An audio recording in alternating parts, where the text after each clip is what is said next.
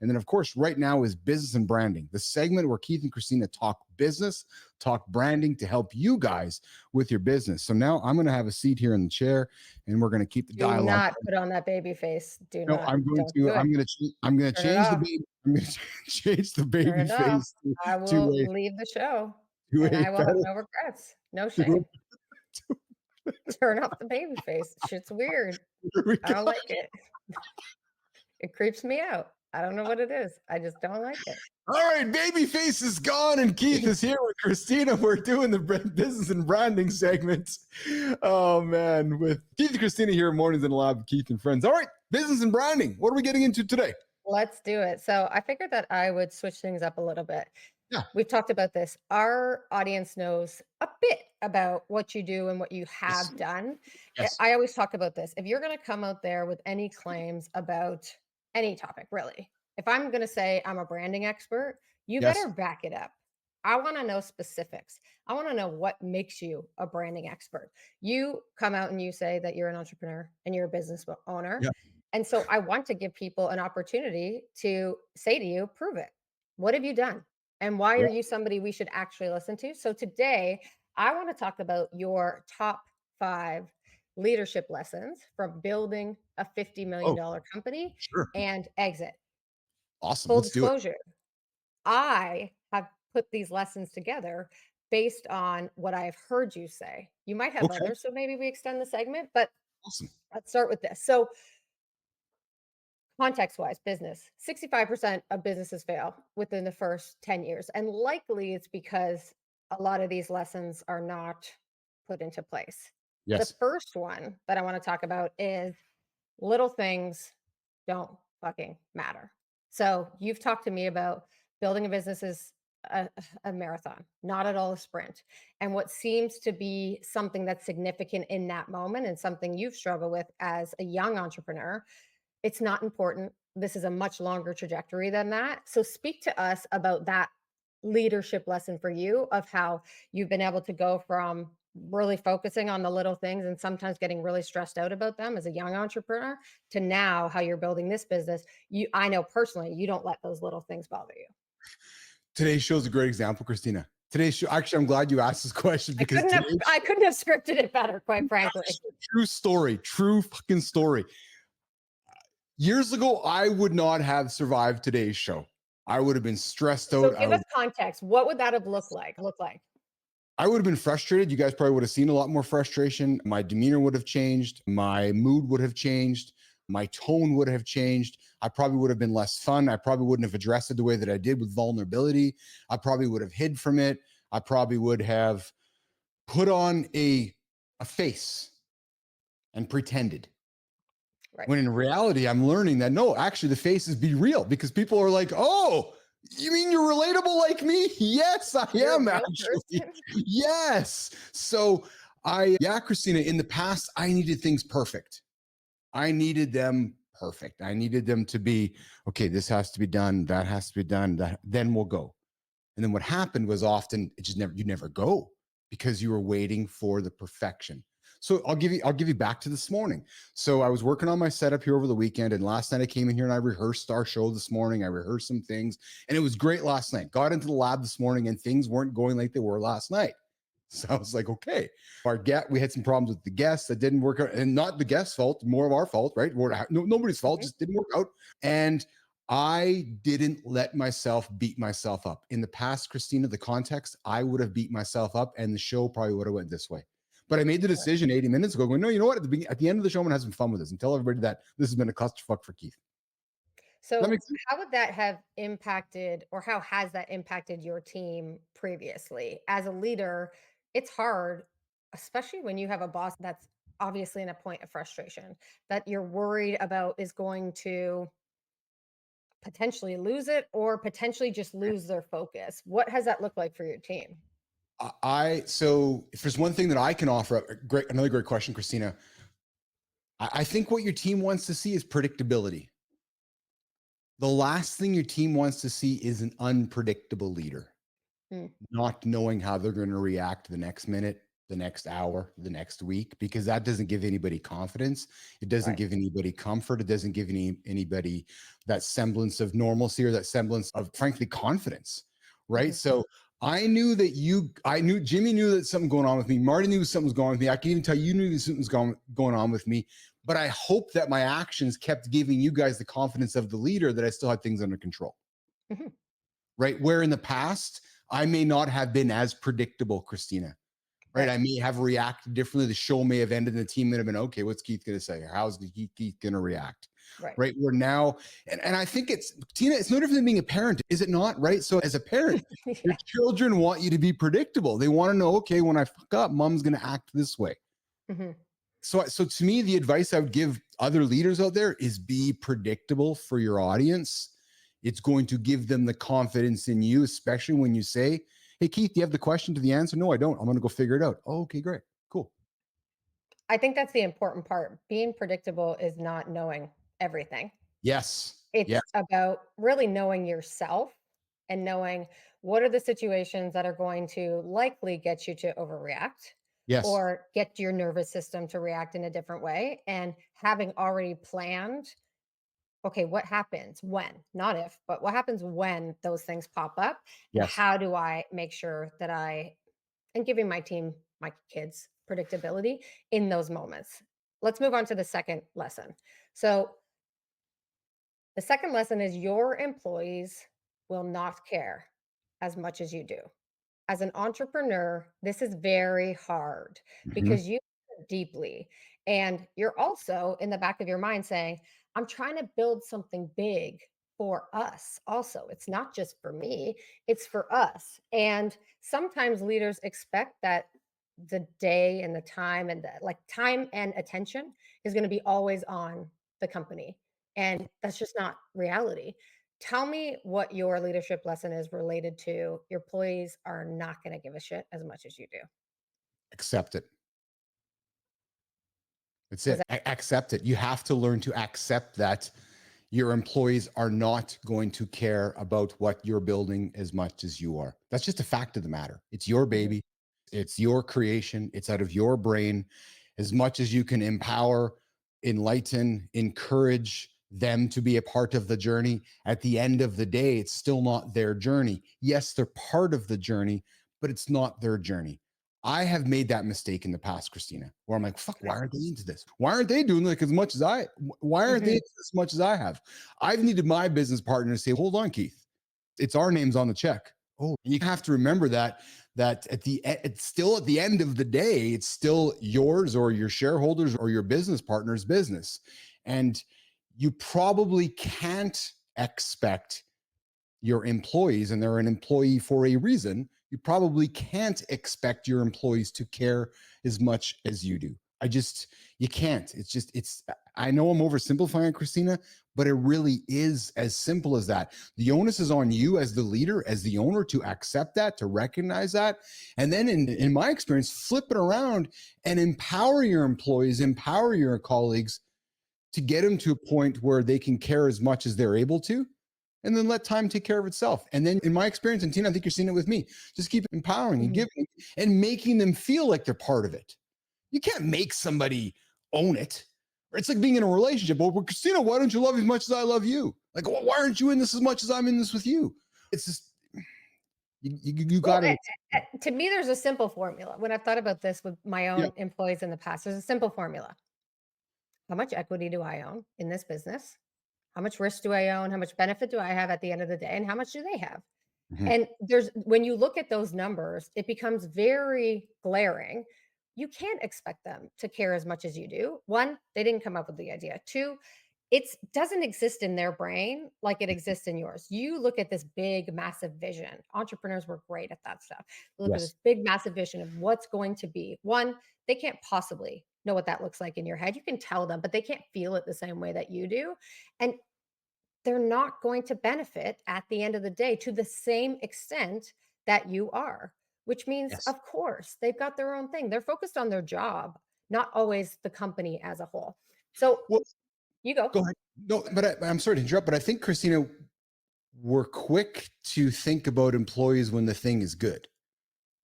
Oh, Why aren't they caring? We're trying to create something. How about the opposite? Holy fuck, we're going into bankruptcy right now. How come Christina's not Mm, caring right now? How come she's not caring about the business, good even though I'm example. losing gazillions of dollars right now, and even though we're being sued up the yin yang right now? Why aren't they caring? It's funny how people only want to care when there's opportunity. Right. It's not, we don't want to care when there's not opportunity. There's a balance there. I'll take all the ownership when there's all the upside. Do you want to take all the ownership when there's not all the upside? That's the part people don't talk about, and that's Yes, often that's it. that's an Yes, entirely different conversation that people get into of, "I deserve more equity than you, and I deserve this and this," and it's who's taking the risk? The yes, risk is a very large risk that you are yep, taking, and yes. so you can't possibly have the same ownership as me because 'cause you're not putting up the same risk, That's and right. that's just the reality of it. So, your point is super valid in that when things are bad, if I have taken this risk, or when things are good, if I have taken this risk, then of course I should be one of the main Yes, beneficiaries of if that risk actually moves forward in a positive progression. So I want that's to right. keep going because I want to make sure we have enough time for Yes, yeah. this. But number three, so the idea that you start with, that Mhm. first idea that sparks you to start a company, will not be the idea that you finish with, will not actually be the company that you build. What do you think about that? It's so true. I was starting out with one company back when ICUC was born, Christina. And while we were starting that company, we recognized we were solving a problem within that company that largely didn't have anything to do with the original company we started. When we solved that problem, it was literally this: oh, let's pivot. And then we started solving this problem, and then we shut that one down. Mhm. So I know I'm oversimplifying it, but to the entrepreneurs out there, if you're out there actively solving problems and not overcomplicating and overthinking things, if you can solve a problem and then repeat it over and over and over, you got a business. It's simple as that, Right. right? We started something. While we were doing that, we discovered a problem that wasn't being solved. We solved it, and then we just did it over and over, and there was a business right there. Boom, simple as that. Has your ego in the past ever gotten in the way of, let's put ICUC aside, was that decision to quickly pivot guided by examples where you didn't pivot and perhaps your ego got in the way of, no, this is the thing. We all hold on to our ideas very dearly as Mhm. entrepreneurs. We're all like, no, but this is the thing people need to believe in. And this is the thing I'm selling. I don't care what my customers want. It's, then you don't have a business. If you don't care what your customers want, nobody's going to pay you for it. Talk to me a little bit about that. Yeah. So ego, I would say, has gotten in the way in the past, probably in my younger years. But I think, if anything, that I've learned is iterate, iterate, iterate. And as you're iterating, in between the iterating, solve problems. Iterate, solve problem, iterate, and always be looking. If there's one thing that I pride myself on as an entrepreneur, is being very dynamic. Like, I'm Mhm, getting up today, this morning, going, okay, it's already November 1st. No, it's actually only October 6th. Well, no, but I can see the next 20 days of the month how it's going to go, because I mhm. can look at the last 30 to 60. And then in your brain, you start iterating and you start searching for problems.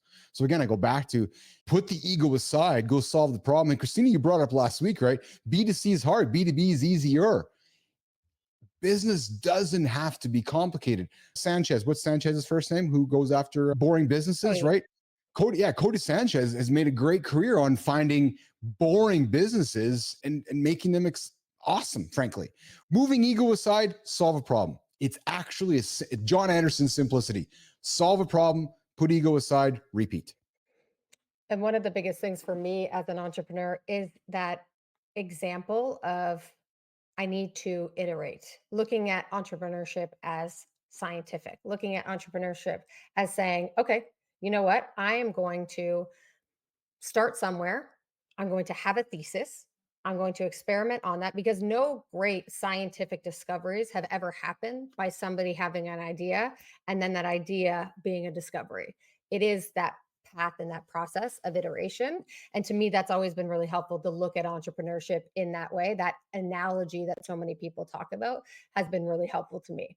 So, number four, let's keep an eye on time. So, we'll go through these next two pretty quickly. VC funding isn't a requirement. You can bootstrap, and yes, it's not an easy road, but you can bootstrap. Bootstrapping is an option. Oftentimes in society, we're told, or I think we're moving towards a different mentality, which thank fucking God. But in the past decade, at least, VC funding we've been told that's the only way to go. The only way you're going to build a business that isn't lifestyle, which is always seen as a very negative thing. If you want a lifestyle business, go ahead.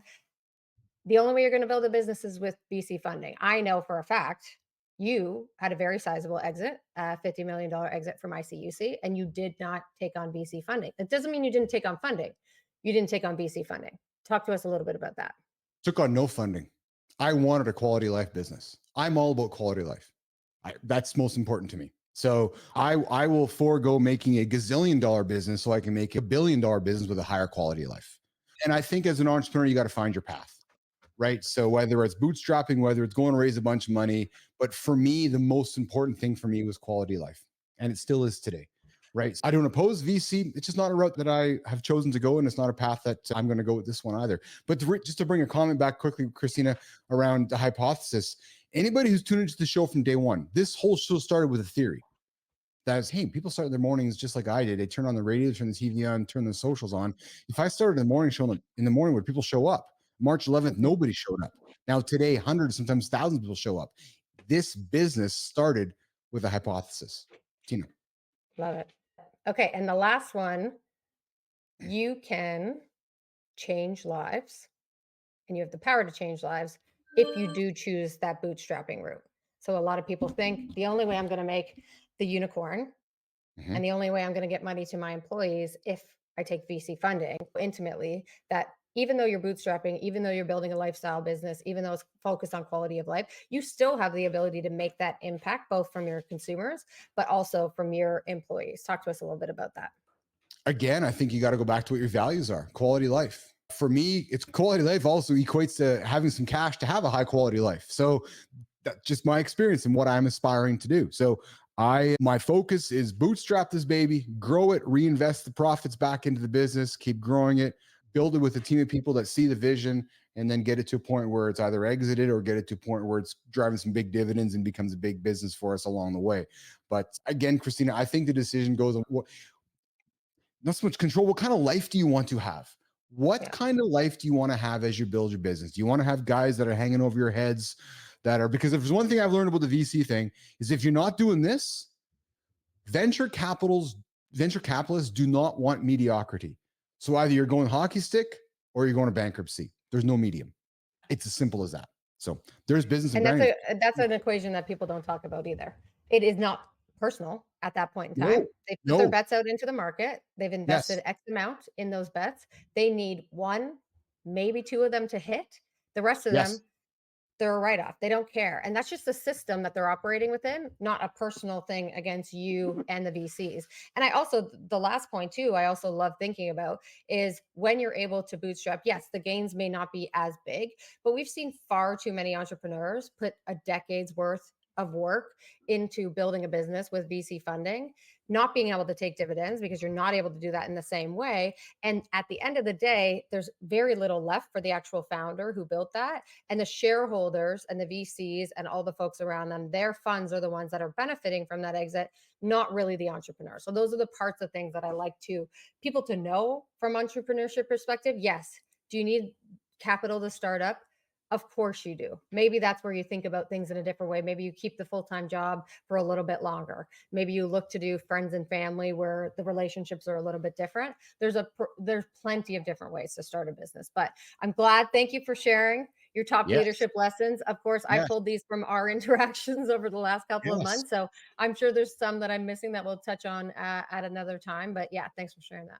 Absolutely. And the one thing I would say, Tina, as we wrap this segment up is any entrepreneur wants to start a business or is thinking about starting a business, don't. Go run a marathon first.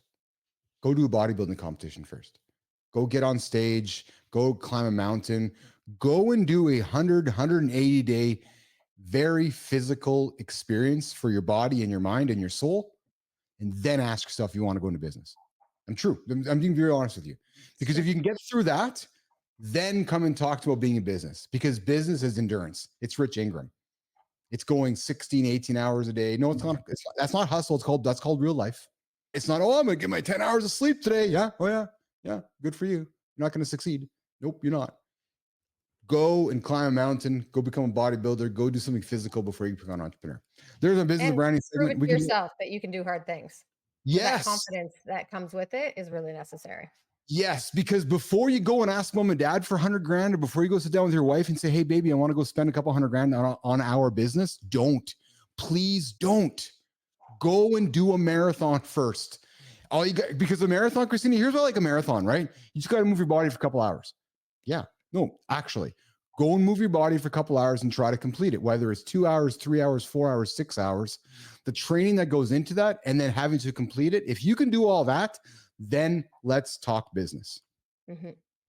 Great segment. All right, let's get out of here, Kristina. We got a big day today. Business and branding. Keith and Kristina here. Mornings in the lab. Wrapping up the show. We're going to get out of here. We got lots going on tomorrow, 8:00 Eastern time. Back mornings in the lab. We have Center State. We got some guests I think coming up tomorrow. We got Adam House tomorrow. Adam House. We got AJ Zegman from Mind Fuel, and I think we have another segment as well tomorrow, but we'll get to that a little bit later today. I appreciate you guys' patience with our technical hiccups today. We're back tomorrow, 8:00 Eastern time. We're going to get out of here. I got work to do. Kristina's got work to do. I got a lift to do today, too. International Bench Press Day. Kristina, have a good one. We'll see you later.